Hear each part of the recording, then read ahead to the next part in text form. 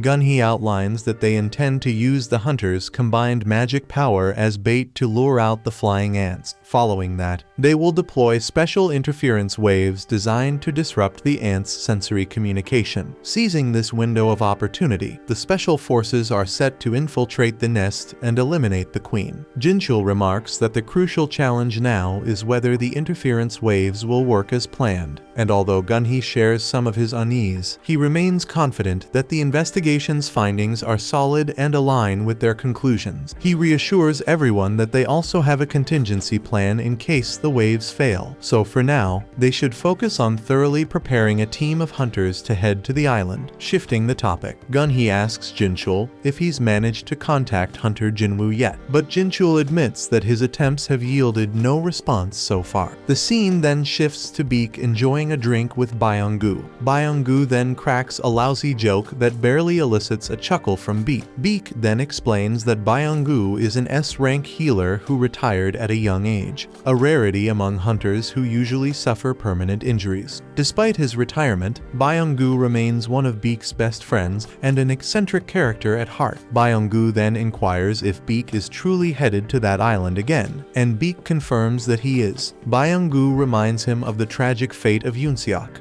and Beak says that is why he is going, because if those ants are allowed to run rampant, they will eventually turn the entire country into their nest. Byung-gu is surprised to hear Beak speak with such patriotic fervor. Undeterred, Beak insists he's going regardless. Byung-gu teases him, remarking that he sounds just like Yoon-seok did. He adds that he'll never return to that hellish place, and pleads with Beak to leave if he is here to invite him to go back to that damn place. Beak, however, is only there to say goodbye because he might not survive this mission. Byung-gu understands the gravity of the situation, and then he reveals that he's planning to take the civil services exam instead, determined to leave the bloodshed of the battlefield behind. He admits that the exam will be tough, as he's only ever excelled at history thanks to watching countless historical dramas. He declares his intention to lead a normal life away from the chaos of battle, which Beak approves of, noting that it's the hunters who are anything but normal. Beak muses that some hunters even enjoy fighting magic beasts, and wonders if that very condition might be the spark needed for awakening. The scene then shifts to Jin-Woo sitting quietly by his mother's bedside, where he notices a lingering burn mark on her neck, a scar that haunts him with memories of a childhood accident when he accidentally spilled boiling water on her. Though she had barely reacted back then, overcome with remorse, he retrieves the elixir of life, uncertain whether its legendary powers will work, but choosing to trust a system that has never failed him before. With trembling hands, he carefully lifts his mother, and after a moment's hesitation, he forces the elixir down her throat. Once she finishes the potion, he gently lays her back down. Slowly, the elixir begins its work, mending the burn on her neck and rejuvenating her frail body. With bated breath, Jin-Woo watches over her, hoping that she will awaken soon, for this moment represents the culmination of all his relentless effort. Meanwhile, Jinna, unable to focus on her studies, leaves her room to take a reflective walk. Later that night, as the soft glow of the moon bathes the hospital room, Jin-Woo is startled to see his mother stir. With a warm smile, she asks if he is indeed her son, and he confirms. Curiously, she inquires how long she had been asleep, and with a heavy heart, Jin-Woo reveals that she had been in an unbroken slumber for 4 long years. Concerned, she asks about Jinna, and he reassures her that his sister is fine. Grateful for his care, she thanks him for keeping his promise and notices the wounds that mar his body, a testament to the hardships he has borne. Overwhelmed by emotion, Jin-Woo breaks down in tears, insisting that he is all right despite the scars of his journey. The next day, a doctor informs the head physician that one of the patients suffering from the so-called eternal sleep disease has finally awakened, and her body shows no signs of abnormality. With their family eagerly requesting her discharge, Jinna is later seen in the hospital room, sobbing uncontrollably as she embraces her newly awakened mother and apologizes for all the worry she has caused. Watching this poignant reunion, Jin-Woo feels a deep sense of fulfillment, convinced that all his arduous efforts have finally borne fruit. Elsewhere, Gun-hee is hosting a press conference. He thanks everyone for coming and addresses the nationwide disasters caused by the winged ants from Jeju Island. He announces that in response, the Hunter Association will launch the 4th raid on Jeju Island, a massive operation that will deploy 10 S-rank hunters from Japan in addition to their domestic S-rank team. Meanwhile, hunters of rank A and below will focus on maritime surveillance and homeland defense to support the assault. He declares that they are determined to succeed this time, while Byung-gu watches the proceedings with quiet intensity. Recalling an earlier time before the 3rd raid on Jeju Island, we flash back to when Beak, Yoon-seok, and Byung-gu had gathered. Back then, Beak had been passed out drunk, while Yoon-seok and Byung-gu were visibly terrified. Yoon-seok, recognizing that those who lack fighting ability would be even more paralyzed by fear, resolved to put an end to it. After all, it was up to them to overcome their terror. He stressed that they needed to keep a close eye on Beak during the raid, since his impulsiveness could jeopardize the mission, and reminded his companions that only the 2 of them were capable of managing him. The scene then shifts to Jin-Woo and his family returning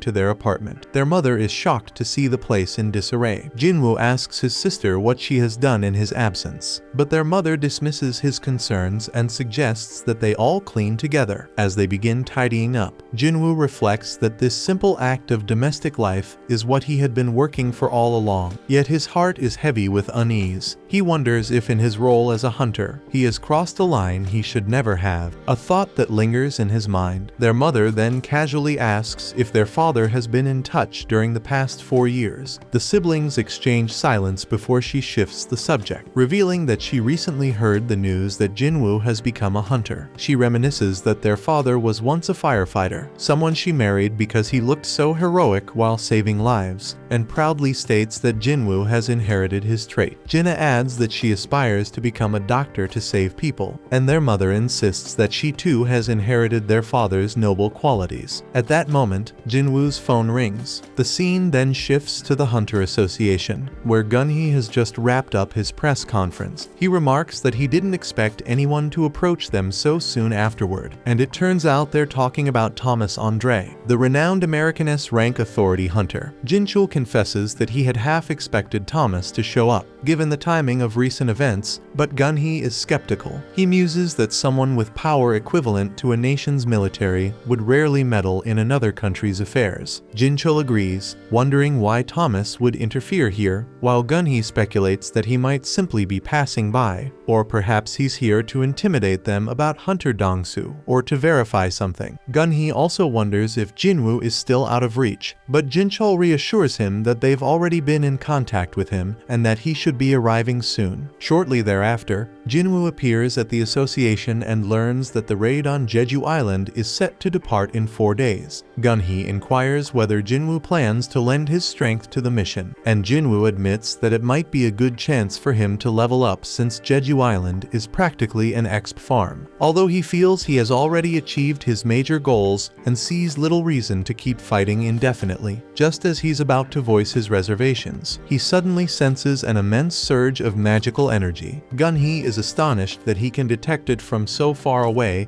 and reveals that some of the S-rank hunters are currently warming up in the gymnasium, inviting Jin-Woo to take a look if he wishes. Meanwhile, in the training hall, Bleak is seen sparring with an opponent who manages to swiftly take him down, advising him to focus on building up his lower body. Refusing to give up, Bleak fights on, though Jin-Woo is surprised to witness that Bleak is struggling under the pressure. Mr. Choi soon appears and explains that if Bleak were to go all out, Hunter Ma would be no match for him, but he then introduces Bleak's opponent as Ma Dong-wook from the Fame Guild. Curious as to why Bleak isn't unleashing his full strength against such a capable foe, Mr. Choi reveals that Bleak prefers to hold back in front of a crowd. When he fights at full power, he transforms into something monstrous. Jin-Woo can't help but think that the rumors about Bleak being a transformation-type hunter might actually be true. And just then, hunters from Japan arrive on the scene. Their guild master Goto then spots Jin-Woo in the stands and inquires about his identity. Hankawa quickly identifies him as Jin-Woo, a recently promoted S-rank hunter. Initially, Goto is under the impression that Jin-Woo might be a skilled assassin, but Hankawa clarifies that he is in fact a mage. Meanwhile, Cha-hee and Lim notice Jin-Woo's presence, while Bleak and Ma continue their heated bout. Watching the ongoing fights, Hankawa grows increasingly disappointed with the level of strength displayed by the local hunters, remarking that they don't even resemble true S-rank fighters, perhaps a consequence of her constant exposure to Goto's battles. Not long after, Mr. Park Jong-soo, the guild master of the Knights Guild, overhears their comments. Although he struggles to understand the Japanese banter, he catches enough to feel insulted by their disparaging remarks. Hankawa casually mentions she's never even heard of Mr. Park, to which they suggest that might be because he's only an A-rank hunter rather than an S-rank. Still, they remind everyone that his guild remains among the top 5. Cha-hee and Lim step in to prevent further squabbling, but Mr. Park is unwilling to let their comments go unchallenged. Seizing the moment, Goto proposes a friendly sparring match to test the prowess of Korean hunters, insisting that only S-rank fighters should participate, with the rules to be decided collectively. Gun-hee approves of the idea and emphasizes that mages should sit this one out, as their strength is notoriously difficult to gauge in combat. He also insists that only combat-oriented hunters join, dismissing the less battle-hardened ones. Bleak then lays out the rules. Any participant who gets grabbed at the wrist, touched on the back, or forced to the ground will be deemed defeated, and rather than a one-on-one duel, the The match is designed as a battle royale to mirror the chaos expected on the island. With the terms set, Go-To nods in agreement, and the event is set to proceed. It is soon revealed that from the Korean side, the competitors will be Cha-hee, Lim, Ma, and Bleak, while from Japan, the fighters are Tawada, Kumamoto, Hoshino, and Tanaka.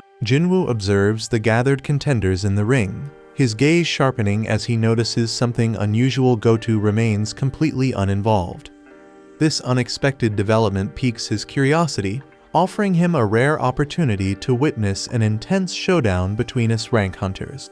Without hesitation, Ma surges forward, activating an ability that magnifies his size threefold, a clear signal that the real battle is about to commence.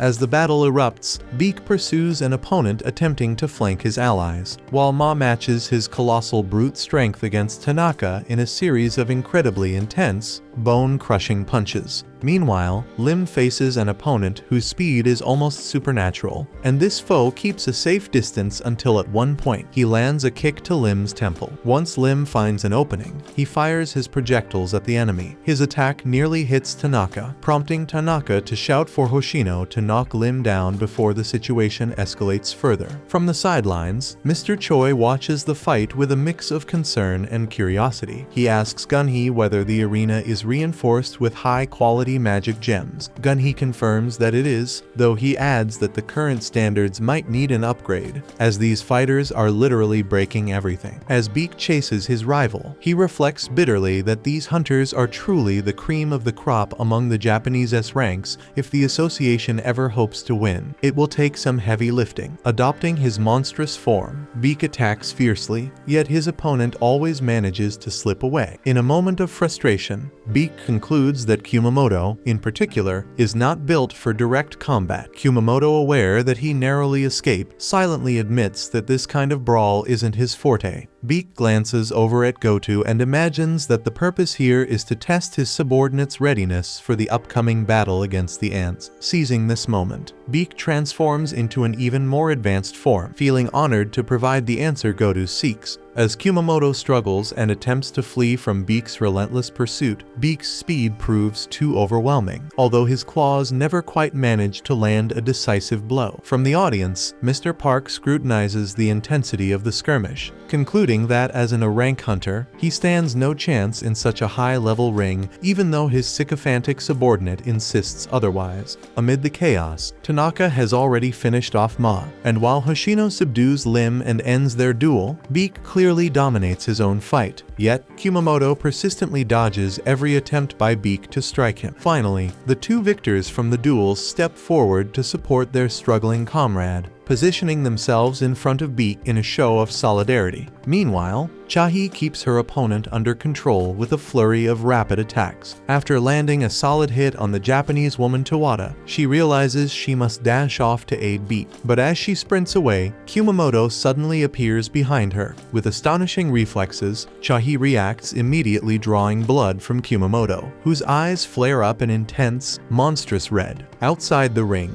Kumamoto's acquaintances murmur that no one knows what might happen when he reaches this stage. Hinkawa suggests that perhaps they should pull Kumamoto out of the ring for his own safety, but Go-To objects, fearing it would upset some of the other hunters. So Kumamoto remains in the fight and launches an all-out assault on Cha-hee with a ferocity no one could have anticipated. With a devastating punch, Kumamoto shatters the ground beneath them, using the rising smoke as cover to catch Cha-hee off guard. Just then, Jin-Woo intervenes to break up the dangerous skirmish, making it clear that the friendly duel has long since escalated beyond its original bounds. Not satisfied with merely disrupting the fight, Kumamoto continues his enraged assault and targets Jin-Woo next. Jin-Woo, however, effortlessly knocks him down and restrains him. Impressed by the young fighter's capabilities, Go-To decides he must personally verify whether Jin-Woo is truly just a mage. With Kumamoto under control, Jin-Woo turns to Cha-hee and asks if she sees any problem with admitting defeat, especially since Bleak has already conceded. Calmly, Cha-hee acknowledges her loss, Meanwhile, Beak reflects sadly that even if he had given his all, he wouldn't have been able to overcome the two. Shortly thereafter, Hankawa approaches Jin-Woo and informs him that her master Goto wishes to duel with him.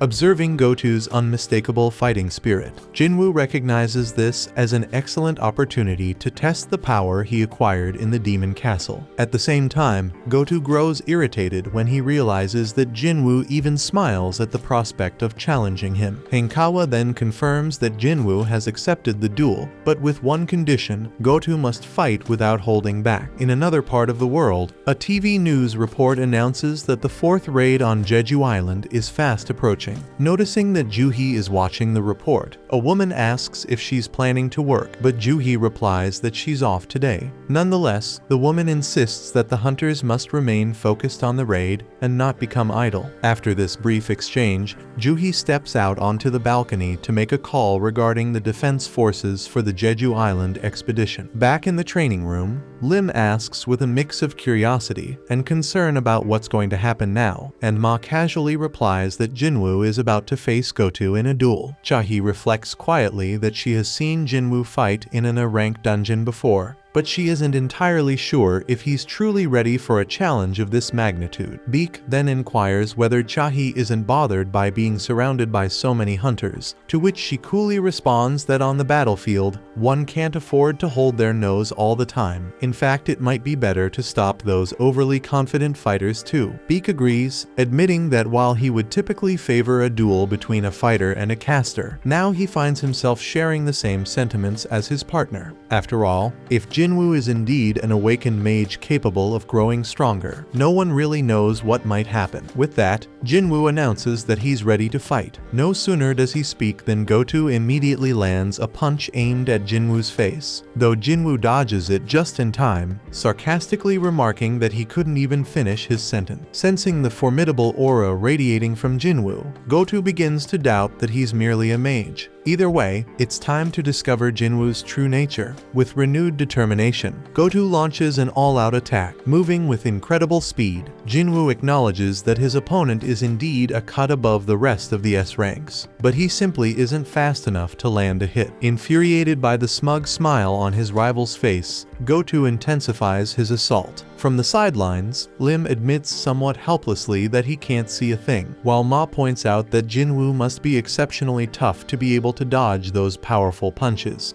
Meanwhile, Cha-hee observes that Jin-Woo isn't just evading attacks. He's also carefully testing his opponent's strength. After a flurry of blows, Goto notices that his rival is starting to put some distance between them and dislikes how effortlessly Jin-Woo seems to be handling the fight. Determined to change tactics, Goto conjures a skill that envelops his fist in roaring fire. With an even greater burst of speed, he slashes at Jin-Woo's face, followed by a crushing strike that makes Cha-hee fear for Jin-Woo's life. However, when the dust finally settles, Jin-Woo not only blocks the attempt, but also taunts his opponent, remarking that those pointed fingers could easily poke someone's eyes out. Moreover, Goto makes it clear that if Jin-Woo had grabbed his wrist instead of his hand, it would have been game over for Goto. Yet, neither fighter seems willing to end the match too quickly. With that, the two separate and retreat to accumulate an enormous, almost grotesque, amount of mana for their next exchange. Their subordinates suddenly realize that the master is truly in the thick of the fight. Beak's eyes widen with worry because he fears that someone might not make it out alive, while Goto and Jin-Woo seem entirely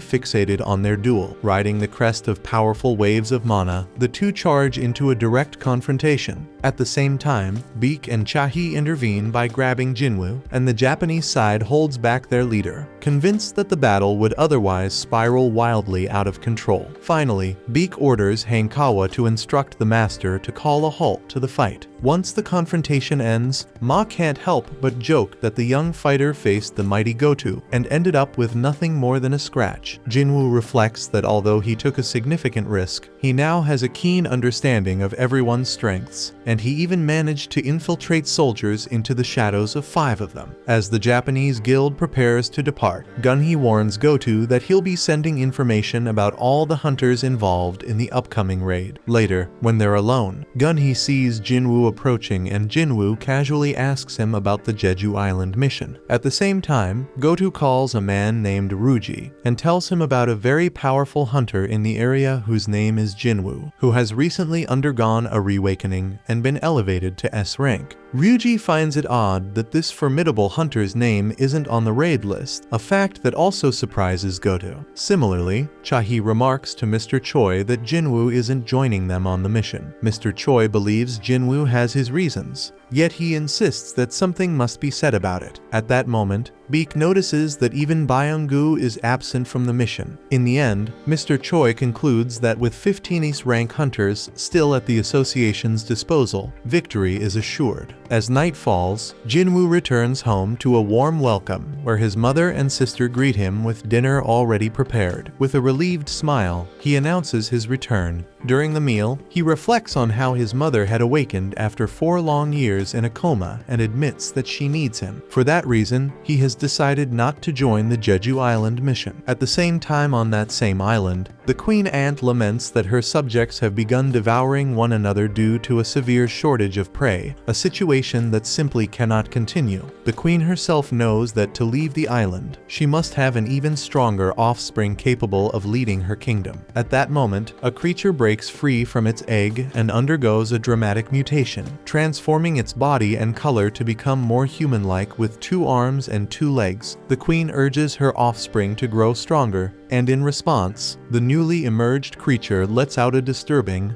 otherworldly scream that sends a surreal wave of mourner rippling through the air. Back in the city the following day, the TV broadcasts alarming news. The flying ants are evolving at an unprecedented rate, whereas during the 3rd raid on Jeju Island they had remained terrestrial. These new versions now exhibit humanoid traits and sport a pair of wings on their backs. As Byung-gu strolls through the streets, he passes by children imitating S-rank hunters, a vivid reminder of how deeply the phenomenon has captured the public's imagination. Nearby in a bustling coffee shop, Leo is trying to persuade Han Song-yi to stay out of the defense force, arguing that she's still only E rank. Over the din of conversation, the city's sound system blares an announcement that hunters are being urgently recruited to safeguard Korea. At the same time, Joo-hee unexpectedly encounters none other than Song Cheol, adding to the day's unfolding intrigue. As dusk approaches, Gun-hee eagerly awaits the start of tomorrow's raid on Jeju Island. When dawn finally breaks, fleets of ships begin arriving near the mission site. A member of the Knights Guild turns to the master and asks if they truly have what it takes to confront the ants. Mr. Park replies curtly that their capabilities will only be proven in battle, but assures him that they were dispatched as an emergency measure. Not far away, the famed guild makes its dramatic entrance by helicopter.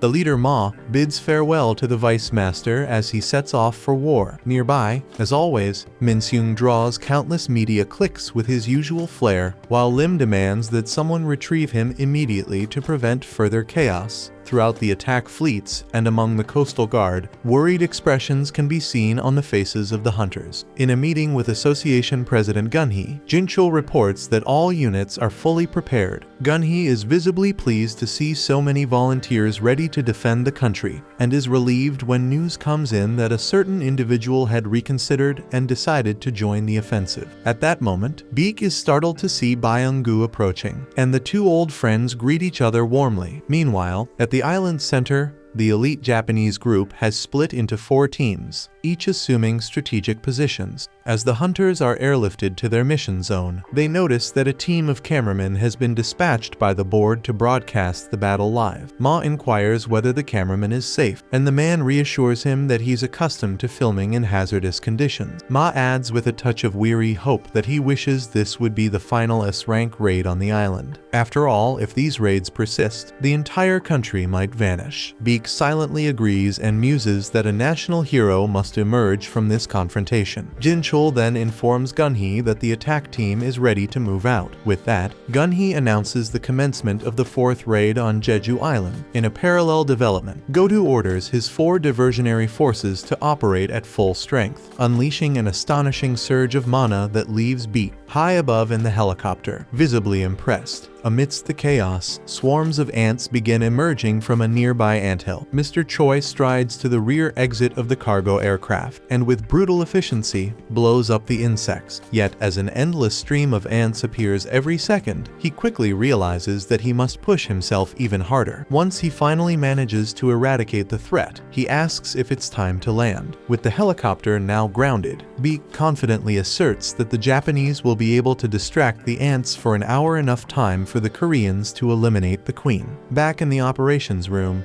Ryuji gives the order to start interference. A powerful signal is transmitted to prevent the ants from receiving the Queen's emergency call. In the heat of battle, Tawada warns that Kumamoto is in grave danger of dying if he remains paralyzed. Shimizu suggests that perhaps it would be better to wipe out all the ants at once, while a colleague shouts, asking where Tanaka is. Moments later, Tanaka is seen in another corner, gleefully smashing insects as if he were a child having fun. Elsewhere on the island, a Japanese man observes the thick smoke rising from Mr. Choi's explosive attack and asks his partner if he thinks he could take on that master in a duel despite his own ice-based power. After sealing off the entrance to the ant nest, Mr. Choi leads his group forward. However, the labyrinthine network of tunnels proves confusing, and Beak questions which direction they should take. To ease their worries, Mr. Choi conjures a fireball to illuminate each passage, so they needn't inspect every hole individually. Now, the task is simply to find the tunnel that leads to the deepest point, and Mr. Choi is convinced that a particular one is the right choice. Meanwhile, Jin-Woo completes his daily exercise quota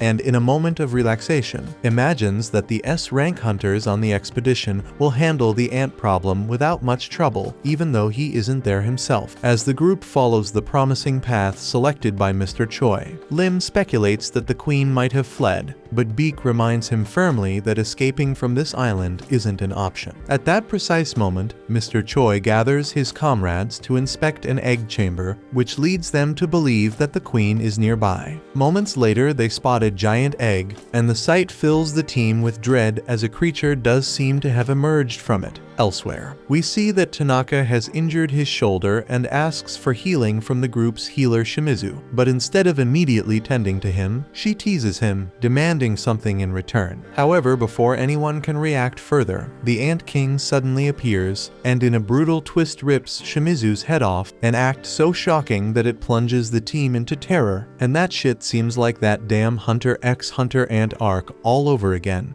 Tanaka and his fellow hunter quickly sense a formidable presence nearby and immediately raise their guard to prepare for combat. However, before they can react further, the monster strikes with lethal precision, decapitating Tanaka and doing the same to the other hunter on their team as if they are nothing. The scene then shifts to the ant nest, where the hunters are battling white ants that seem to possess strength on par with S-rank hunters. Despite their formidable power, the ants move in a monotonous, predictable fashion, making them easy targets for hunters employing diverse tactics. One by one, the white ants are taken down. Chahi points out that the exoskeletons of these ants are extremely tough, yet Ma Dongwook is relieved there aren't too many of them. Byung-gu reassures everyone that even if there are many, there's no need to worry because he will support the team from the rear. Beak is taken aback by Byung-gu's calm assurance, especially coming from someone who usually shies away from combat. In response, Byung-gu tells him to quit the sarcasm, reminding him that these ants can keep living even if their heads are chopped off, so the key is to cripple them instead. Beak takes his advice to heart and cripples one of the ants he just slayed by his foot. Ma Dongwook then observes that the enemies seem to grow stronger the deeper they venture into the cave, though they still haven't encountered any ants that walk on two legs. Mr. Choi speculates that these bipedal ants must be guarding the Queen. Lim chimes in, expressing concern that they have a long way to go and questioning whether they're on the right path. Mr. Choi reassures him that they likely are, and Chahi concurs, remarking that she can even detect a strong scent of powerful magical beasts emanating from deep within the cave. Surprised that Chahi can sense such a presence from so far away, Mr. Choi suggests that perhaps Beak might be able to pinpoint them using his abilities. He tests this idea and successfully locates the Queen. After a thorough search through the cave, he informs the group that the Queen Ant resides in the deepest part ahead, heavily carefully guarded by numerous S-rank defenders. He warns that the decoy forces outside have their limits and urges them to move quickly, although he acknowledges that the battle ahead will be challenging due to the unknown strength of the Queen Ant. He remains confident that with their current lineup, they are poised for victory. Back outside, we see that another team of Japanese hunters arrives on the scene, searching desperately for any sign of Tanaka and his missing comrades. As their comms have fallen silent, one of them spots what appears to be Fujishima's glasses, but before he can investigate further, his companion suddenly vomits and grimly remarks that he smells something utterly terrifying approaching. He channels his ice magic toward the source of the stench, only to have his efforts rendered futile when the Ant King shatters the ice with him inside. Meanwhile, Kumamoto and Tawada, unable to locate Tanaka's team, decide to focus on the battle unfolding before them. Back at the ant nest, the hunters have advanced into the Queen Ant's chamber and are heartened by the sight of a formidable force awaiting them. Byung-gu then steps up and uses his skills to bolster the entire group, infusing them with extra power as the fight erupts in earnest. Then Mr. Choi unleashes a torrent of fire magic to incinerate the advancing ants, admitting that he normally avoids using such potent spells, but he's making an exception given the dire circumstances. Not to be outdone, Beak transforms completely into a mighty white tiger and pounces on the ants, tearing them apart with his bare claws. Chahi, witnessing Beak's fearsome beast form, is visibly awestruck. Amid the chaos, a news reporter with the team receives word that the viewership for the raid has skyrocketed, surpassing 380%, eager for dramatic footage. The reporter attempts to get closer, only to be firmly held back by Byung-gu, who reminds him that this is an S-rank raid and that safety must come first. The battle is broadcast live, and nationwide the people watch with high expectations. As the fight rages on, Lim methodically takes out countless ants with his precise arrows, while Mr. Choi continues to fry the adversaries with his relentless fire magic. Beak, in his white tiger form, rips them apart, and Chahi slices through wave after wave of the insect horde. Then eventually, after a lot of fighting, the hunters dispatch the last of the ant guards, setting the stage for the final confrontation with the Queen Ant herself. The Queen Ant then launches an attack on Ma Dongwook, but he manages to block her onslaught with his shield, while Lim fires a volley of arrows at her. Beak joins the fray, remarking that a queen stripped of her guards is nothing more than a vulnerable target. In retaliation, the queen unleashes a cloud of poisonous breath toward Ma Dongwook and Beak, but Byung-gu intervenes, healing them instantly. He vows that as long as he's present, he will help them rise again, no matter how many times they fall. The queen then turns her attention to the healer, but Ma Dongwook again blocks her assault, while Mr. Choi pummels her with relentless fire magic. Despite their combined efforts, the queen remains standing and emits a blood-curdling scream that echoes across the island. Desperate, the queen attempts to flee, but the hunters refuse to let her escape. Mr. Choi renews his attack, while Beak and Ma Dongwook hold her down. Seizing the moment, Chahi slashes at the queen with her sword, severing her legs and forcing her to collapse. With one final, decisive blow using her special decapitation skill, she beheads the queen, putting an end to her reign of terror. The nation erupts in cheers as news of their victory spreads, and Gunhee beams with pride that the raid mission has finally been a success. He is confident that with the Queen Ant dead, the remaining ant population will dwindle and become extinct within a year, ultimately transforming the area into a safe, habitable zone for humans. Back at the nest, however, Beak remains troubled by the lingering echo of the queen's final scream. Byung-gu urges him to relax, reminding him that they've avenged Yunseok and that the queen is no more. Meanwhile, the ship emitting interference waves reports to Goto that something is amiss, and apparently all the ants are beginning to return toward the nest. Goto instructs his team to gather information and report back, and Mr. Choi soon notices that the fire barrier he had placed at the entrance of the nest has been shattered. Lim comments that this happened faster than expected, speculating that the queen's final scream might have been a call to rally her remaining companions. Despite Chahi's confidence that the ants outside shouldn't be able to breach Mr. Choi's barrier, the hunters soon sense a powerful presence approaching. They soon realize it is the Ant King that hatched from the giant egg earlier. As the Ant King unleashes its formidable aura, Chahi is overcome by its putrid smell, and it becomes evident that this is no ordinary magical beast. Then Ma Ma Dongwook grimly states that they must kill it, but even as it strides past him, he finds himself powerless to stop its advance. The Ant King suddenly devours the Ant Queen's head, then swiftly turns its attention toward the hunters. In one devastating blow, it sends Chahi flying through the air in a desperate bid to counter the monstrous force. Ma Dongwook transforms into a giant, ready to engage the beast head-on. However, the Ant King proves far too powerful, and it rips one of Ma Dongwook's arms from his body along with his shield. Undeterred, Ma Dongwook continues his struggle, only to have his remaining arm sliced apart as well. Beak charges into the fray as well, but the Ant King overpowers him, brutally taking him down. It shows no mercy even to Mr. Choi, who suffers the same fate. Lim then fires the most powerful arrow he has at the creature, yet it effortlessly catches it from the air and turns its assault on him too, just when it seems the Ant King is about to finish Lim off. Ma Dongwook intervenes only to reveal that he has been miraculously healed by Byung-gu.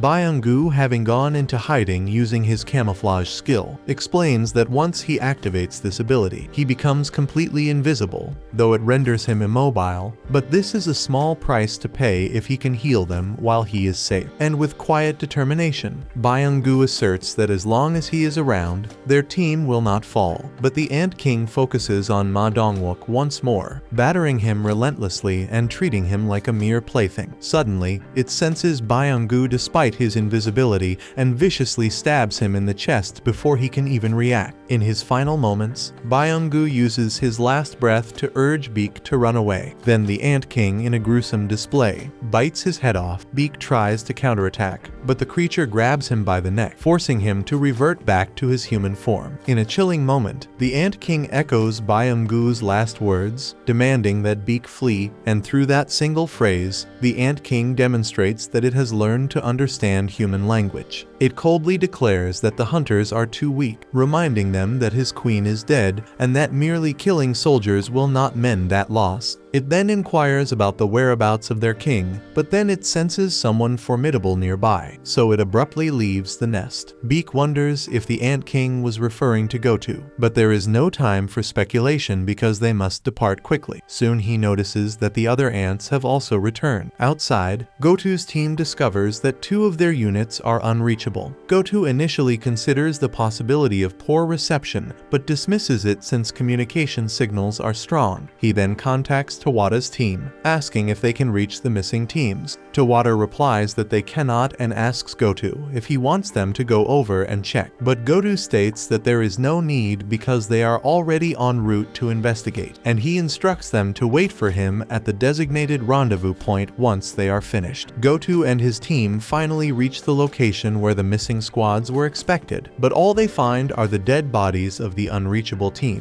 Just then, a call comes in from back home, with someone demanding to know why they didn't report in at the scheduled time. Gotu explains that they've suffered casualties, and the caller asks if Gotu hadn't ordered them to focus solely on eliminating mutated beasts to minimize risk, and Gotu admits that they were simply too weak, and the caller had expected him to say something like that. The caller then says that losing a few wouldn't be an issue given their overwhelming strength, and then he inquires whether the Korean team is still engaged with the Queen Ant. Gotu confirms they are, though he reports that the interference wave isn't working as planned and that all the ants outside have returned to the nest. The caller asks about their service chance, and Gotu estimates that their survival chance is 0% given their current strength. So the caller orders them to retreat temporarily to continue their plan with the second assault team from the sea. He then reveals that their plan is leaving the Korean hunters to their death and pretending that they did their best to help them out but failed. And with the Korean power gradually eroded, Japan will be perfectly positioned to seize control of the Koreans' rank gates. Gotu then informs his team that Chairman Matsumoto has ordered a retreat and regroup, but no sooner does he finish speaking than the Ant King launches an attack, taking out the girls in the group. Gotu then immediately commands Hoshino to retreat and join up with the second team along with Kumamoto's unit. Though Hoshino hesitates, Gotu warns that him being here will only get in his way, so Hoshino reluctantly departs. Then the Ant King reveals itself, radiating a formidable aura. It even speaks, asking if Gotu is the king, and Gotu, taken aback, says that he is indeed the king. The creature then surrounds him with its power, and Gotu can't help but notice notice that its aura mirrors the same intensity he has seen in Jin-Woo. Meanwhile, back at the ant nest, the hunters are locked in a desperate struggle against the onslaught of ants. They're barely holding on, each sustaining fatal injuries, and they fear that this may be the end as the relentless ants charge for one final overwhelming attack. Just when all hope seems lost, Jin-Woo's soldiers emerge from the shadows, halting the ant onslaught. Bleak is left in shock at the sight of these black soldiers, and in a sudden tactical maneuver, Jin-Woo exchanges positions with one of them.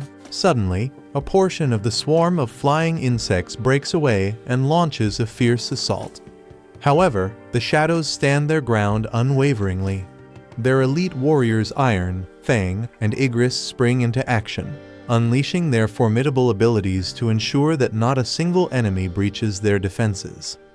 Amid the fray, Bleak, who had felt utterly defeated before, now watches in amazement as Jin-Woo advances right up to the Shadow Soldiers' front line. Like Bleak, every member of the association is left wondering just how Jin-Woo managed to make such an impressive breakthrough. At the same time, Joo-hee finds herself without a signal next to Song Ji-Woo, leaving them both puzzled about the unfolding chaos at the heart of the Jeju Island storm. Back at headquarters, Jin-chul explains to Gun-hee that making contact with the field is nearly impossible amid the turmoil. Yet Gun-hee insists that they must gather any information on the hunters' situation by all possible means. Over at the broadcasting station, the director is inundated with demands to resume the transmission of the battle. Though he would have done so if he could, technical issues leave the signal dead. His superior further questions what will become of the country if all the S-rank hunters are defeated. The director desperately attempts to reach the field agent, but the employee's equipment is completely non-functional. Amid the pandemonium, Jin-Woo shouts out Iron's name, prompting Iron to activate his taunt ability to force the enemy's focus onto him. Then Jin-Woo sends Igris forward to sweep across the battlefield and decimate as many of the insects as he can, while Iron and Fang join the counterattack, together exemplifying the very essence of devastation within the mutant creature's nest. At this point, the hunters are utterly baffled, struggling to understand what these shadows truly represent or how Jin-Woo managed to infiltrate so deeply. For a fleeting moment, as Jin-Woo finds time to regroup with the hunters, Bleak seizes the opportunity to ask him the burning question, but Jin-Woo postpones the discussion,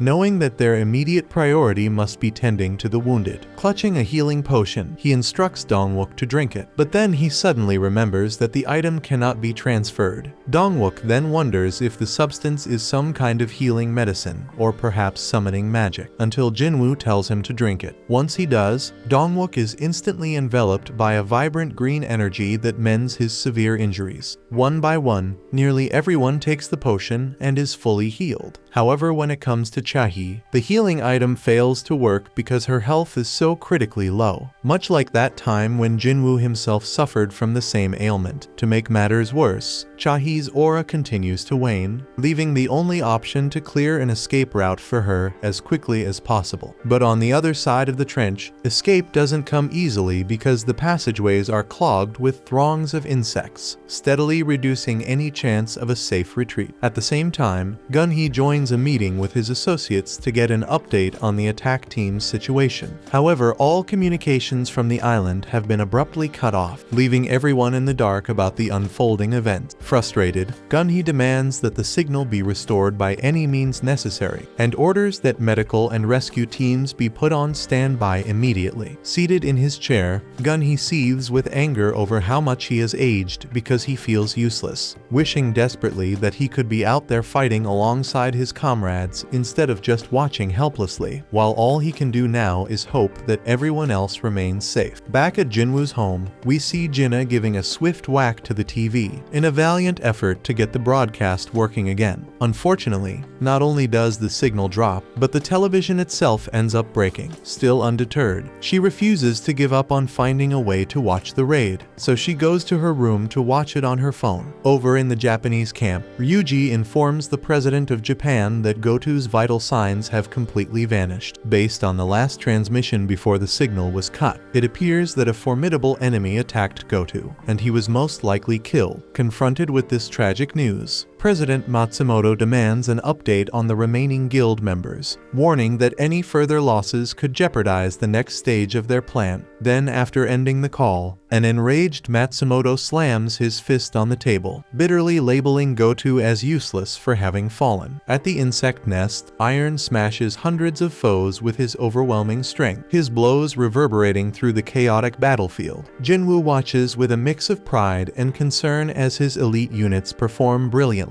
Yet he can't help but notice that the regular shadow soldiers are struggling to hold their own. He then wishes that he could bolster his forces further, but there are too many eyes on him. So instead, he quickly calls the hunters together, instructing them to remain behind Fang and secure the rear in case any stray ant manages to slip past. Above all, he urges everyone to keep what they're about to witness a secret. Mr. Choi almost prophetically hints that something truly extraordinary is about to occur. But just as Jin-Woo's eyes begin to emanate a strange eerie glow, the insects suddenly clear a path, and we see that far behind in the cave, a towering evolved insect emerges, its shadow pulsing with a sinister red energy, as if announcing that Goto was slain by its hand. Outraged, the creature unleashes an obscene surge of mana and laments bitterly that there was no king outside. Jin-Woo deduces that this monstrous insect is the reason he no longer senses the familiar shadow he had sent with Goto. Resolute, he steps forward and positions himself prominently, making the beast question if Jin-Woo is truly the king of humans. With heavy irony in his tone, Jin-Woo remarks that he's conversing with a talking insect, an observation that seems to shake the monster as it begins to recognize the powerful aura emanating from its opponent. With a surreal, piercing scream, the creature terrifies every hunter around it, except for Jin-Woo, who with steely resolve treats the opponent as nothing more than another insect to be vanquished. In the midst of this tense standoff, the broadcast man finally manages to regain the signal, and he immediately alerts the team at headquarters. So the director quickly orders a resumption of the transmission, but is warned that a live, unedited feed means there's no time to cover up any mishap. Still, unwilling to risk losing viewership, the director insists on going live immediately. After all, the nation's fate might very well hinge on the man standing before the evolved insect, and the people deserve to know what is unfolding. When the live feed is restored, Juhi, Chiul, the Knights Guild, support teams, and the entire population converge to witness the chaos unfolding inside the mutant insect nest on Jeju Island. Jinner remembers that Jin-Woo has promised to return shortly, but she now knows why he seems to have taken longer than expected. Meanwhile, Gunhee exults at Jin-Woo's timely arrival at this critical juncture, and as all eyes in Korea turn to him, the duel begins on a shaky note. Jin-Woo is caught off guard as a powerful punch lands on his face and even lifts the ground around him. Beak and Mr. Choi mutter that Jin-Woo must have underestimated his opponent by getting too close for a mage, and the mutant insect in turn appears to doubt Jin-Woo's claim to leadership. Yet miraculously, Jin-Woo recovers without serious injuries and retaliates by cloaking his fist in a bluish aura and delivering a devastating counterpunch. Dongwook questions whether this young man is truly a mage, and by then even Beak and Mr. Choi are left speechless. However, the creature's exoskeleton proves astonishingly resilient because it withstood Jin-Woo's punch with ease, leaving him to wonder if its natural armor is the source of its incredible resistance. The battle then escalates into a terrifying contest, with Jin-Woo relentlessly pursuing the fight while the mutant insect matches his pace blow for blow. The intensity of the magical power flowing through the duel is so overwhelming that even the broadcaster, who is an rank hunter, struggles to remain conscious. Then, as the fight rages on, the superior insect that was once confident in its untouchable prowess now begins to sense that the balance of power is shifting. With every calculated movement of Jin-Woo, this natural aberration trembles before his extraordinary abilities. In a brutal moment, after the insect takes a savage punch squarely on his face, it extends its long pointed tongue, which slashes across Jin-Woo's face. An immediate infection sets in, spreading rapidly and forcing Jin-Woo to drop to his knees in the midst of the fight. Confused and in pain, Jin-Woo demands an explanation, and the monster arrogantly reveals that the wound is caused by a potent toxin, a mix of chemicals from local marine creatures amplified by magical power. Now immobilized by the infection, Jin-Woo is unable to move, and the monster seizes the opportunity to to deliver the final decisive blow. Meanwhile, President Matsumoto laughs nervously upon hearing that 7 of the 10 Japanese sent to Jeju Island have been killed. Overcome with anger, he shouts about the disgrace of losing more than half of their contingent. To worsen the situation, Ryuji reports that something immensely powerful was detected near the island's caldera, and likely the very monster that killed Goto, though it remains unclear whether the creature is returning to its nest because it was injured or for some other reason. Matsumoto then surmises that if any Koreans survive, they must eventually face this enemy deep within the nest, and he believes there's still a strategic advantage to be exploited because the fierce battle will wear everyone down. He also calculates that if the Japanese manage to eliminate the strongest opponents during this chaos, the remaining forces will be utterly helpless. With this in mind, he orders that the survivors be rescued by helicopter and transferred to the second attack team at sea. Upon receiving the orders, Tawada informs her companions that they have been switched to Plan 9. However, Hoshino, who witnessed Goto's horrible death, warns that nothing might work against that monstrous aberration. Tawada then grabs Hoshino by the collar and forces him to pull himself together, though he remains in a state of panic. Regardless, she reminds him that they have no other option, and soon the rescue helicopter appears to extract the group. Back at the insect nest, Jin-Woo surprises everyone by reacting just in time, landing a powerful punch into the insect's stomach and pinning it against the cave wall. Despite having been poisoned earlier, Mr. Choi asks in amazement how Jin-Woo managed to move, to which Beak replies that now nothing ever surprises him coming from that dude.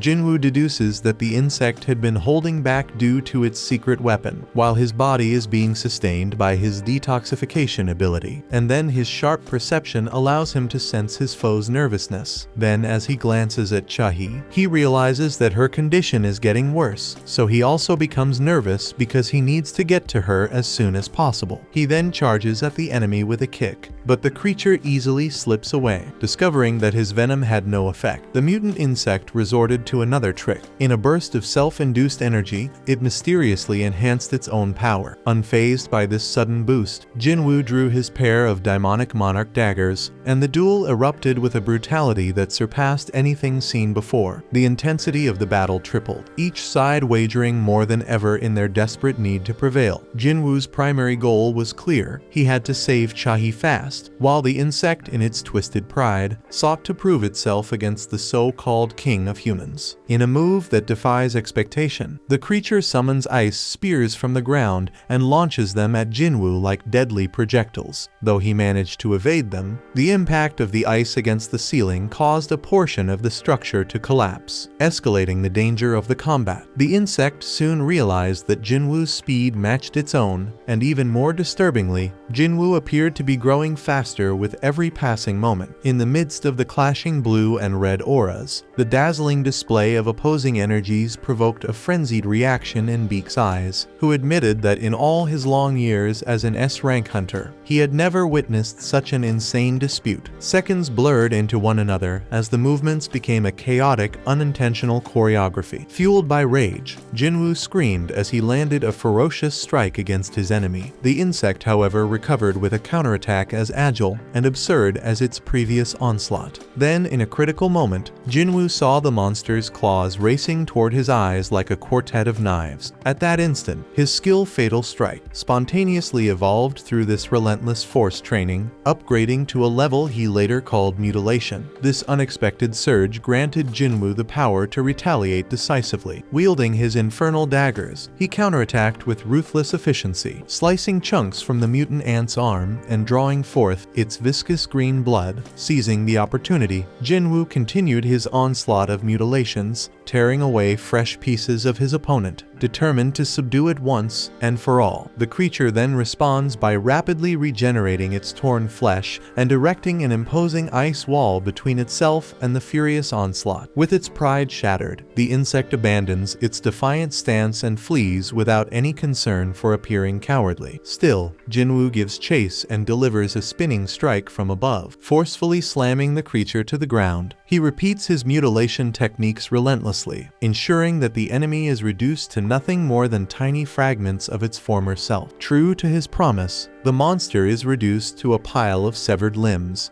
all the while sputtering in disbelief who on earth this damn human is. In a last-ditch effort to survive, the creature awakens a chaotic burst of energy, reigniting the red eyes that mark the nest's insects. Undeterred by the grim spectacle, Jin-Woo simply smirks and dispatches his elite army to engage the rest of the ant horde head-on. And alongside them is Tank, the imposing leader of the ice bears, and Kaisel, the formidable wyvern of Baron. Then Fang, with his hymns now imbued with hellfire, slices effortlessly through the nest's walls as if it were mere nothing. The superior insect, once convinced of its invincibility, now finds itself utterly humbled before Jin-Woo. Standing before its foe, all it can think of is to flee as fast as it can. Although it regenerates once more and takes to the air, Jin-Woo's bluish aura coldly knocks it down, leaving it even more vulnerable. Stubborn like a cockroach, the creature scampers on using its legs, but Jin-Woo seizes the opportunity to unleash his newly honed mutilation technique once again, sending a clear message: it must not push its luck any further. As the sequence of attacks finally subsides, the system announces that Jin-Woo has defeated the enemy and leveled up. Witnessing the fate of their strongest, the remaining ants decide to abandon their futile resistance and opt for a more productive course. Amidst the chaos, Jin-Woo rushes to Chahi, alarmed to see her aura rapidly fading, an ominous sign that time is of the essence. Mr. Choi then suggests that a rescue helicopter should be waiting outside, but Jin-Woo, sensing the urgency, decides there isn't time to wait. He hastily administers the elixir of life, the very same potion that once cured his mother's eternal sleep disease, to Chahi. Yet despite his desperate efforts, Chahi's condition proves too severe for the medication to have any effect. Just when Jin-Woo braces himself for the worst, resigned to the possibility of losing Chahi, he suddenly senses something behind him.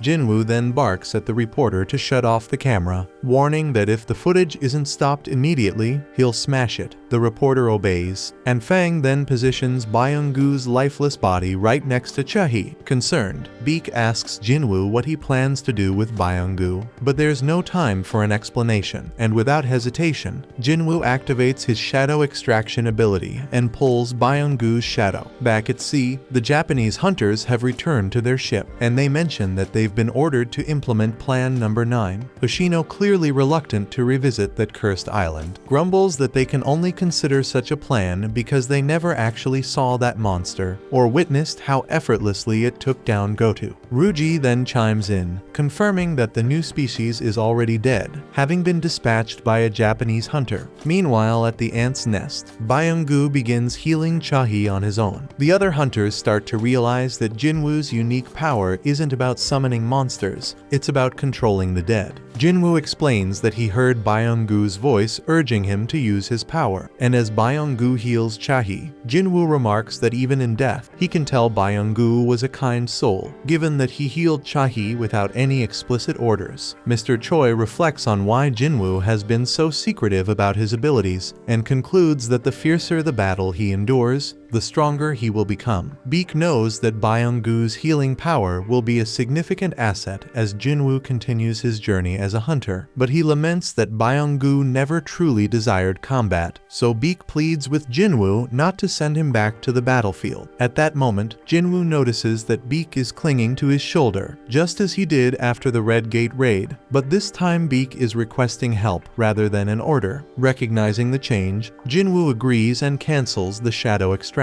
As Byung-goo's form finally disintegrates, he smiles gently at Beak, a gesture that moves Beak to tears. Meanwhile, President Matsumoto is left wondering how the Korean hunters are still standing, and Ruji explains that it's because Jin-Woo met up with them and eliminated the new species. Matsumoto observes the scene but remains puzzled as to why Jin-Woo is on that island in the first place, considering he never signed up for the raid mission. Ruji shrugs, saying that Jin-Woo's magic power simply manifested on the island, and he wonders how Jin-Woo managed to defeat that monster so easily, especially since they lost 7 hunters in the process. Ruji even questions whether they should stick with Plan #9, arguing that if more casualties occur, their domestic defenses will be too weak and the balance of power among the nations will be irreparably upset. Matsumoto, dissatisfied with this prospect, orders a retreat despite his reluctance. Soon after, the remaining ants begin to lose control and go berserk. Launching an assault on the ships around the island and marching toward the mainland, the hunters on board engage the rampaging insects, struggling to understand why they would continue their attack now that the ant queen is dead. They suspect the ants have become disoriented without a central leader, and they work desperately to halt their advance. At the same time, the S-rank hunters scramble into a helicopter, grimly noting that the situation is deteriorating rapidly. They warn that if they don't act quickly, they might be trapped with no escape. Mr. Choi orders them to take off immediately. Though one hunter expresses concern for Jin-Woo, Mr. Choi reassures him that Jin-Woo will remain behind to deal with the eggs and the remaining ants, and that there's little anyone else can do in their current state. Dong-wook adds that while Jin-Woo might have saved Chahee's life earlier, she still urgently needs medical attention. Inside the nest, Fang is seen burning the eggs, and Jin-Woo, gaining valuable experience from this deadly encounter, wields the demon monarch's long sword. With a single mighty swing that crackles with lightning, he wipes out scores of ants. Amazed by the sword's power,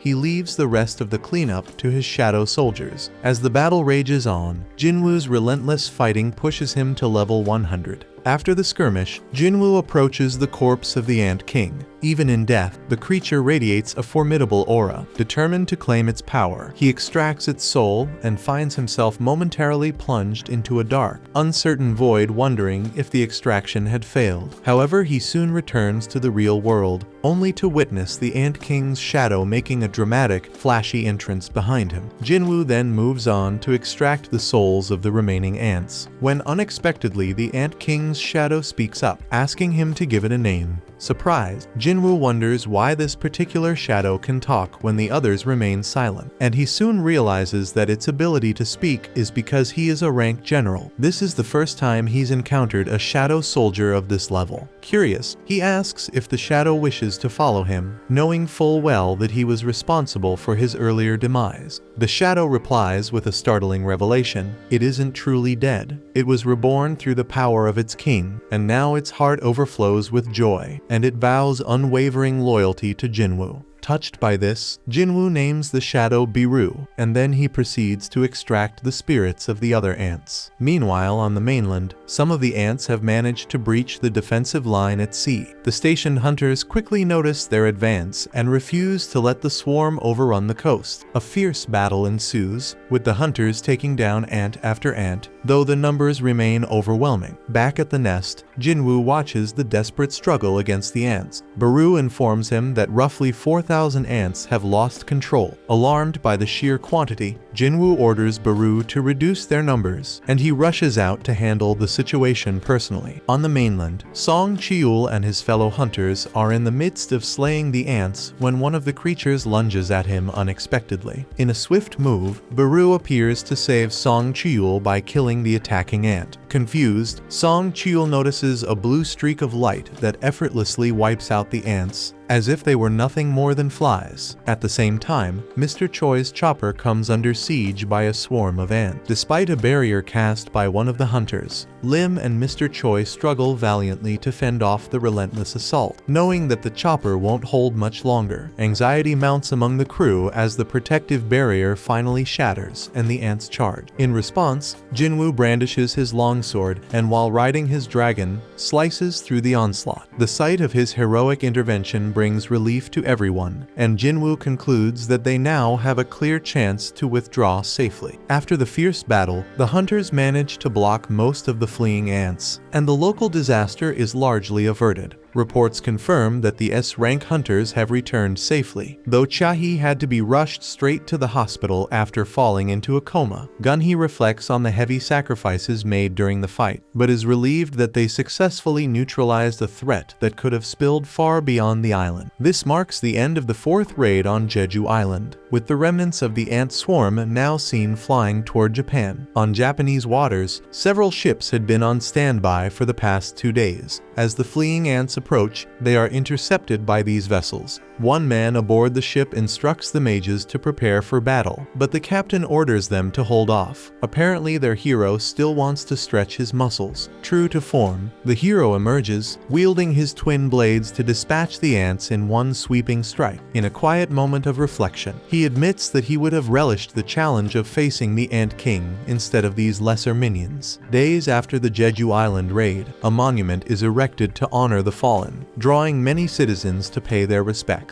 The cameras capture Jin-Woo standing solemnly before the memorial, with reporters crediting him with a monumental contribution to the raid. Some even claim that the mission would have ended in disaster had he not arrived when he did, while others argue that earlier intervention could have reduced casualties. Bleak reassures Jin-Woo not to fret over the criticisms, reminding him that he was the one who ultimately ended the threat. As the celebrations wind down, Jin-Woo notices Gun-hee preparing to leave. They step aside for a private conversation. Gun-hee thanks Jin-Woo for his crucial role in the raid, and Jin-Woo modestly remarks that fewer casualties might have occurred if he had been involved from the very start. Gun-hee, however, urges him not to worry, emphasizing that thanks to his intervention, not only were 5 S-rank hunters saved but countless citizens as well, and he vows that this debt will be repaid one day. Jin-Woo nods in understanding as Gun-hee inquires about his future plan. Gun-hee remarks that the world has witnessed his power during this mission, and from now on, they won't overlook him. In fact, many are expected to approach him, and the association itself can no longer remain silent. Curious, Gun-hee asks Jin-Woo what he plans to do with his newfound strength, and with quiet determination, Jin-Woo reveals that he intends to establish a guild of his own. At the same time, we see that the Knights Guild is busy cleaning up the ant nest, though they grumble about having to do so while others are off at the memorial service. Mr. Park reminds them that even cleanup is an important duty, that true strength is shown by quietly doing one's job. With that, he casually kills a lingering ant, earning the admiration of his guild members. Just then, they encounter a strange monster in the restricted area. The knights demand to know why it's there, assuming it must be human. The creature, puzzled by their presence, is soon joined by an older monster, who without warning puts the knights to sleep. The elder asks his companion if he's confirmed what they were sent to learn, and the younger replies that he has, asserting that this display of power is indeed his. The monsters are baffled by the creature's apparent willingness to help the humans, but they shrug it off as typical eccentricity. The old monster even suggests that if they ever meet again, they should ask him directly, deciding their business here is done. The old monster opens a gate and announces he'll leave the area in their hands so that the hunt can proceed as planned. Not long after, the younger also opens a gate nearby, complaining about the stench of the place and remarking that a woman he knows would throw a fit if she saw it. With that, he too takes his leave. Meanwhile, Jin-Woo's father observes the commotion from afar, and elsewhere, Jin-Woo himself finds himself stuck in traffic. On a call with Leo, Jin-Woo informs him that he's secured Gun-hee's approval for establishing his own guild. Thrilled by the news, Leo declares he's going to start scouting for an office, and Song chimes in asking to join Jin-Woo's guild, convinced that her skills will be invaluable. The conversation soon devolves into bickering over who gets to talk to Jin-Woo, prompting him to abruptly cut off the call. Jin-Woo then receives a call from Gun-hee, who explains that the heavy traffic ahead is due to a gate that has suddenly appeared on the highway. He mentions that it's a B-rank gate, and realizing that the other hunters will take a while to arrive, Jin-Woo decides to handle it himself. He approaches the gate, and the gate's attendant informs him that the reinforcements will be delayed, urging him to wait. Unwilling to lose any time, Jin-Woo insists he can manage on his own and enters the gate alone. To the attendant's surprise, the gate suddenly turns red. Inside the gate, Jin-Woo is equally taken aback, thinking he should have informed his mother that he'd be late, but he quickly resolves that this detour won't consume much time and summons his shadow soldiers, empowering them with his monarch's domain. Meanwhile, far from the chaos at the gate, Cha-hee gazes out at the sea and confides to Mr. Choi that this mission has made her realize her own limitations, so she feels far from strong enough. In the nest, she could only wait for others to rescue her, but Jin-Woo was different. Determined, she vows to catch up with him and fight alongside him one day, though she knows she must first grow stronger. Back at the gate, Jin-Woo's shadow soldiers engage the monsters with ruthless efficiency, wiping the floor with them. After they defeat all the foes Jin-Woo pauses, his mind already racing to consider who his next target might be.